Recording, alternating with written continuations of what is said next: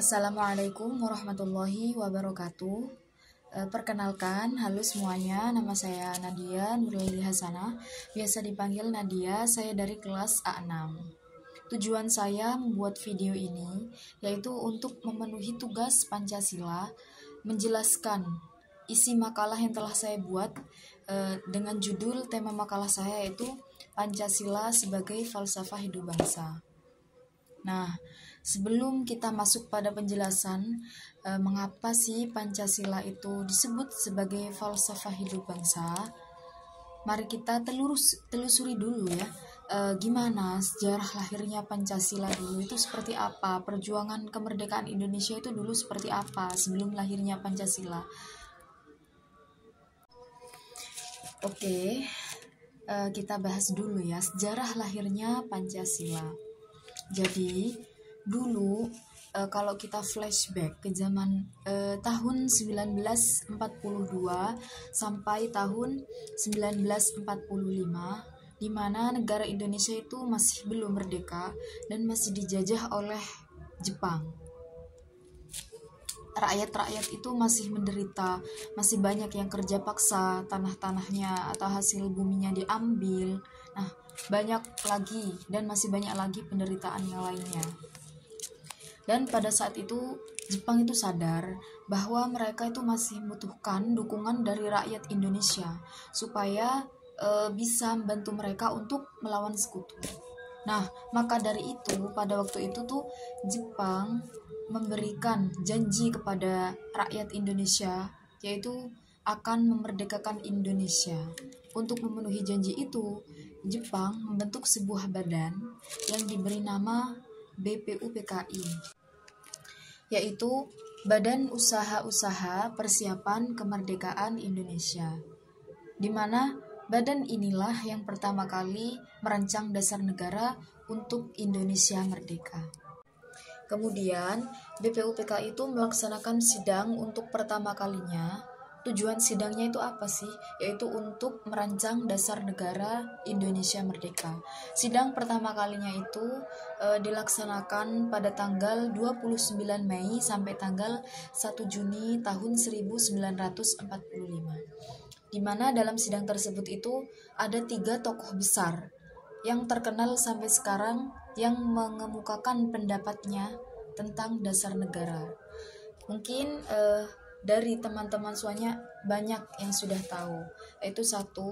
Mr. Muhammad Yamin pada tanggal 29 Mei tahun 1945, yaitu oleh Mr. Muhammad Yamin pada sidang pertama BPUPKI pada tanggal 29 Mei tahun 1945. Adapun pendapat-pendapat yang dikemukakan oleh Muhammad Yamin yaitu 1. Peri kebangsaan, 2. Peri kemanusiaan, 3. Peri ketuhanan, 4. Peri kerakyatan, dan kelima kesejahteraan rakyat. Kemudian 2 hari setelah Mr. Muhammad Yamin, 2 hari setelahnya itu pada tanggal 31 Mei 1945, Profesor Dr. Supomo juga mengemukakan pendapat tentang dasar negara Pancasila, yaitu 1. Persatuan, 2. Kekeluargaan, 3. Keseimbangan lahir dan batin, 4. Musyawarah, dan yang kelima yaitu keadilan rakyat. Nah, setelah ini yaitu puncaknya pada tanggal 1 Juni tahun 1945, di mana di dalam salah satu pidato Soekarno, Insinyur Soekarno pertama kali menyebutkan istilah Pancasila, di mana Pancasila itu dikenal sampai sekarang sebagai dasar negara Indonesia. Adapun pendapat-pendapat yang dikemukakan oleh Insinyur Soekarno pada saat itu yaitu 1. Kebangsaan Indonesia, 2. Peri kemanusiaan, 3. Mufakat atau musyawarah, 4. Kesejahteraan sosial, dan 5. Ketuhanan yang Maha Esa. Nah, setelah sidang pertama itu Pancasila itu gak langsung dirumuskan, gak langsung ditentukan keputusannya yang mana. Tapi setelah sidang itu masih bentuk lagi panitia kecil yang diberi nama Panitia 9. yang dimana tugas panitia 9 itu yaitu juga untuk merumuskan dasar negara. Dan akhirnya pada tanggal 22 Juni tahun 1945, panitia 9 itu merumuskan dasar negara yang diberi nama atau disebut sebagai Piagam Jakarta. Nah, isi Piagam Jakarta itu sangat mirip dengan Pancasila sekarang, cuma bedanya itu pada sila pertama. Kalau sila pertama Pancasila sekarang ketuhanan yang Maha Esa, kalau di dalam Piagam Jakarta yaitu ketuhanan dengan kewajiban menjalankan syariat Islam bagi pemeluk-pemeluknya. Nah, setelah itu BPU PKI itu melaksanakan sidang lagi untuk yang kedua kalinya pada tanggal 10 sampai 16 Juli 1945. Di mana di dalam sidang BPU PKI yang kedua ini, Piagam Jakarta yang telah dirumuskan oleh Panitia 9 itu dijadikan dasar untuk membentuk undang-undang dan juga dasar negara Republik Indonesia. Nah, tapi pada masa itu Indonesia itu belum sekali benar-benar merdeka, masih dijajah. Nah, baru pada tanggal 17 Agustus 1945, Insinyur Soekarno dan Muhammad Hatta memproklamasikan kemerdekaan atas nama bangsa Indonesia. Kemudian keesokan harinya pada tanggal 18 Agustus setelah merdeka itu dibentuklah PPKI, yaitu Panitia Persiapan Kemerdekaan Indonesia, di mana PPKI itu akan melaksanakan sidang yaitu untuk mengangkat Insinyur Soekarno sebagai presiden, Muhammad Hatta sebagai wakil presiden, merancang undang-undang dasar dan merancang dasar negara untuk Indonesia. Dan pada sidang inilah kalimat pada Piagam Jakarta yang nomor 1, kewajiban dengan menjalankan syariat-syariat Islam bagi pemeluk-pemeluknya diganti dengan ketuhanan yang Maha Esa. Kemudian ditetapkan secara resmi sebagai dasar negara yaitu pada tanggal 18 Agustus 1945, yang isi dari Pancasila itu dikenal sampai sekarang. Nah, itulah sejarah lahirnya Pancasila yang sudah saya rangkum ya dari beberapa sumber tentunya. Setelah itu lanjut pada pembahasan kedua, yaitu Pancasila sebagai falsafah hidup bangsa. Jadi, Pancasila itu bukan hanya dasar negara yang ada di Indonesia, tetapi juga falsafah. Apa sih arti falsafah itu? Jadi, falsafah itu artinya pedoman hidup. Pancasila sebagai falsafah hidup bangsa berarti Pancasila dijadikan pedoman sebagai hidup bangsa, pedoman untuk melakukan aktivitas kegiatan sehari-hari dalam bermasyarakat dan bernegara. Nah, kalian pasti banyak bertanya-tanya, kenapa sih kok Pancasila yang dijadikan sebagai falsafah hidup bangsa? Kan masih banyak yang lain kayak UUD. Nah, karena di dalam Pancasila itu terdapat banyak nilai-nilai seperti nilai ketuhanan, nilai kemanusiaan, nilai persatuan, nilai musyawarah, dan juga nilai keadilan.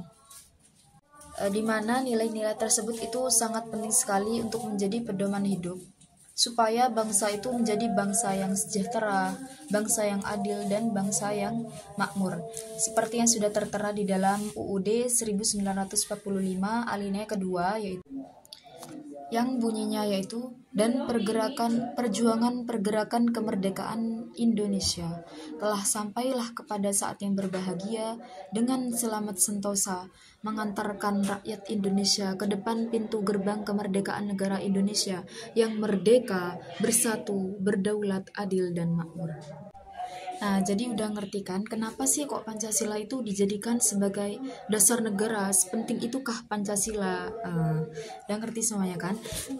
Yaitu mari kita lanjut selanjutnya pada pembahasan ketiga, nilai-nilai yang terkandung di dalam Pancasila. Nilai apa aja sih kok Pancasila sampai dijadikan dasar negara? Kok sampai dijadikan pedoman hidup bangsa? Mari kita bahas. Pembahasan yang terakhir yaitu nilai-nilai yang terkandung di dalam Pancasila. Mari kita bahas satu-satu nilai-nilai apa saja sih yang terkandung di dalam Pancasila. Kenapa kok sampai dijadikan sebagai falsafah hidup bangsa? Yang pertama yaitu 1. Nilai ketuhanan yang Maha Esa. Sila yang pertama ini dilambangkan dengan emas di atas latar belakang hitam, di mana bintang emas ini menunjukkan bahwa rakyat Indonesia itu mengakui adanya Tuhan yang Maha Esa, yang berarti bahwa rakyat Indonesia terdiri dari berbagai macam agama dan percaya kepada Tuhan. Nah, nilai-nilai yang terkandung di dalam sila pertama yaitu 1. Percaya pada Tuhan yang Maha Esa. Yang kedua, menghormati orang yang beragama lain. Yang ketiga, tidak memaksakan agama kita terhadap orang lain. Contoh-contoh kecilnya misalnya seperti kalau ada orang yang sedang sholat atau menjalankan ibadah, kita tidak boleh rame ataupun mengganggu, seperti memutar musik, seperti itu. Sila kedua yaitu kemanusiaan yang adil dan beradab. Nah, kemanusiaan yang adil dan beradab itu menjunjung tinggi hak dan kewajiban manusia. Jadi kita itu harus saling menghormati, menolak bentuk kekerasan, penindasan yang bisa merendahkan hak dan martabat manusia itu sendiri. Nilai-nilai yang terkandung di dalam sila kedua yaitu meningkatkan rasa kasih sayang terhadap sama manusia. Jadi kita itu harus saling menghormati, saling menyayangi antar manusia. Seperti judulnya yaitu kemanusiaan yang adil dan beradab. Yang kedua yaitu mengembangkan sikap toleran dan bisa menerima perbedaan. Jadi kita itu tidak boleh membeda-bedakan mana yang kulitnya hitam, mana yang kulitnya putih, mana yang cantik, mana yang jelek, mana yang beragama Islam, mana yang Kristen, nggak boleh. Jadi kita itu harus saling menghargai. Yang ketiga, tidak melakukan tindakan semena-mena kepada orang lain. Yang keempat, menghargai dan menjunjung tinggi nilai-nilai kehidupan. Dan yang kelima, berani bertindak dan menerima keadilan. Dan mungkin masih banyak lagi yang lainnya. Itulah contoh penerapan di dalam kehidupan sehari-hari pada sila kedua. Dan kita masuk pada pembahasan sila yang ketiga yaitu Persatuan Indonesia.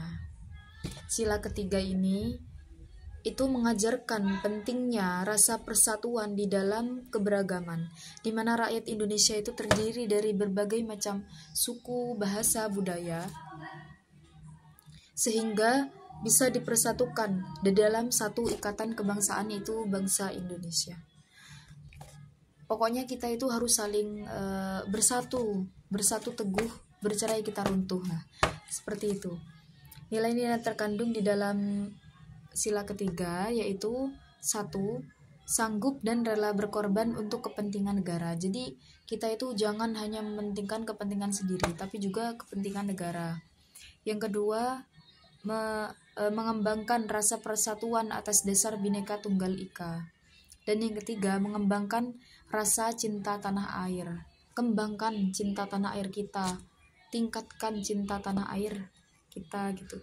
Contoh kecilnya yaitu seperti ikut gotong royong, ikut kerja bakti di lingkungan masyarakat. Pokoknya ikut kegiatan masyarakat yang bisa menumbuhkan rasa persatuan terhadap kita semua.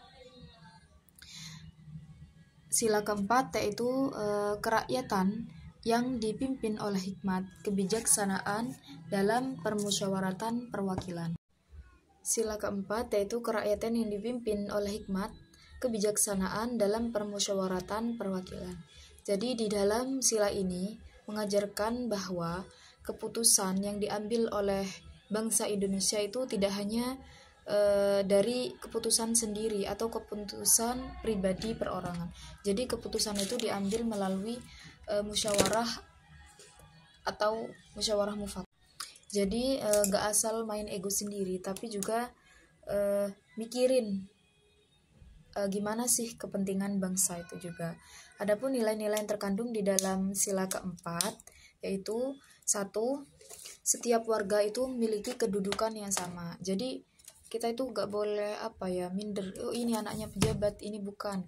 Jadi kita itu sama-sama warga negara Indonesia. Gak boleh beda-bedakan kedudukan antara anaknya pejabat, anaknya presiden, ataupun anaknya orang kaya, anaknya orang miskin.